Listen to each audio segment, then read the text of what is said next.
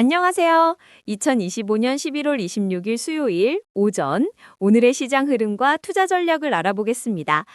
간밤 미국 증시는 AI 시장의 지각 변동과 금리 인하 기대감 속에 희비가 엇갈렸고요. 오늘 한국 증시는 그 여파를 고스란히 받으며 투자자들의 고민이 깊어지고 있습니다. 네, 한국 시간으로 간밤 정말 뜨거운 소식이 전해졌습니다. 바로 구글의 차세대 AI 모델 제미나이 3.0의 성공적인 출시 소식인데요. 여기에 더해 구글이 메타의 자체 개발한 TPU, 즉 텐서 프로세싱 유닛을 판매할 수도 있다는 루머까지 돌면서 AI 반도체 시장의 판도가 크게 흔들리고 있습니다. 이로 인해 AI 대장주 엔비디아는 크게 하락하고 구글 알파벳은 급등하는 상반된 흐름을 보였어요.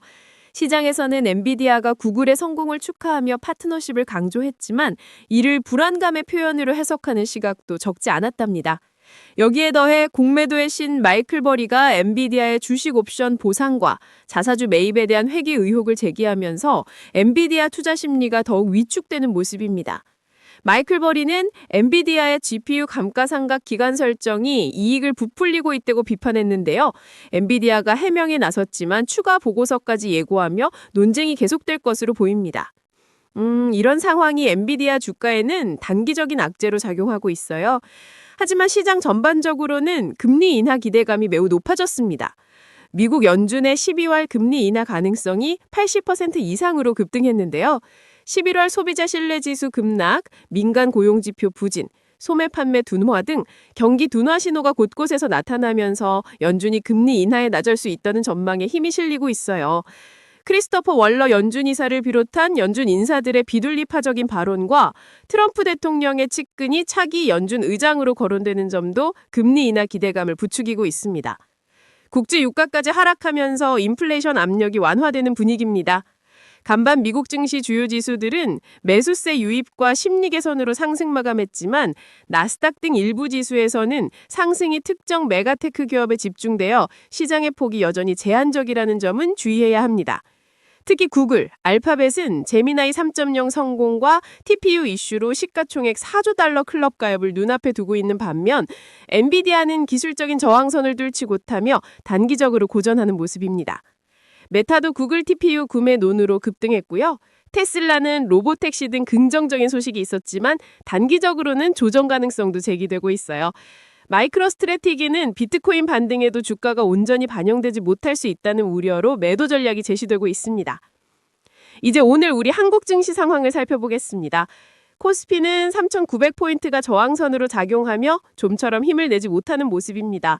투자자들의 자신감 상실이 이어지면서 3일 연속 종가가 저가 수준에서 마감하는 좋지 않은 흐름을 보였어요. 코스닥도 하락 마감했는데요. 850선 밑으로 내려갈 경우 신용 물량으로 추정되는 매도세가 쏟아질 수 있다는 분석이 있어 각별한 주의가 필요합니다.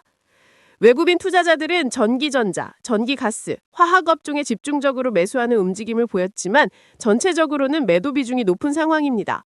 SK하이닉스에 모처럼 외국인 매수세가 들어왔는데 연속적인 매수세로 이어지는지 여부가 중요합니다. 삼성전자는 DBR5 현물가 상승으로 유리할 것이란 전망이 있지만 무선사업부 이익에 대한 분석이 엇갈리면서 6거래일 연속 음봉을 기록해 고전했습니다. 반면 SK하이닉스는 아마존, 구글과 HBM 계약을 체결했다는 소식에 안정적인 흐름을 기대해 볼 수 있습니다. MLCC 호황과 AI 관련 기판 수요 증가 기대의 강세를 보였고요.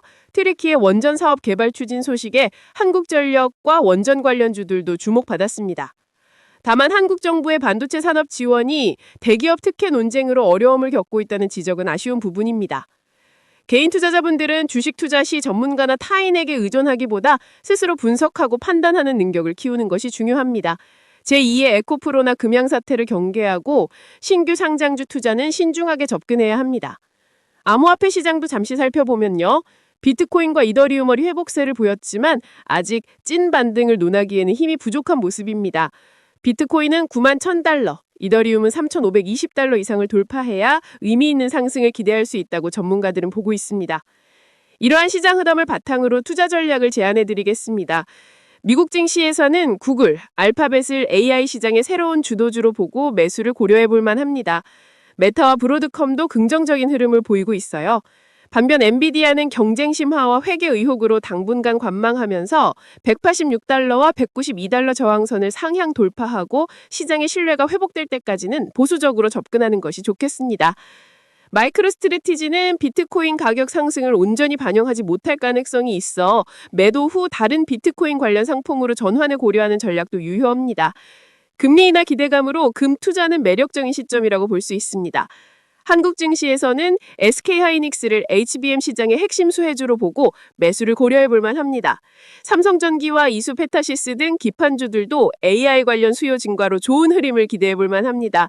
삼성바이오로직스는 재상장이로 매도 물량 출회가 예상되니 주의가 필요합니다. 리스크 관리 방안으로는 항상 명확한 손절매 기준을 세우고 시장 변동 시에는 현금 비중을 높여 대응하는 보수적인 전략이 중요합니다. 레버리지 사용은 자제하고 분산 투자로 위험을 분산하는 것도 잊지 마세요. 오늘 준비한 소식은 여기까지입니다. 현재 시장인 AI 패권 경쟁 심화와 금리 인하 기대감이라는 상반된 요소가 공존하며 변동성이 큰 시기입니다. 개인 투자자분들께는 구글과 SK하이닉스 그리고 금 투자를 유망한 기회로 제안해 드리지만 동시에 AI 시장의 불확실성과 한국 증시의 수급 불안정 그리고 연준의 매파적 금리 인하 가능성 등 리스크 요인도 반드시 염두에 두셔야 합니다. 이 내용은 AI가 작성한 것으로 투자 추천은 아니며 참고용이라는 점 다시 한번 알려드립니다. 다음에도 유익한 정보로 찾아올게요. 구독과 좋아요, 알림 설정 잊지 마세요. 감사합니다.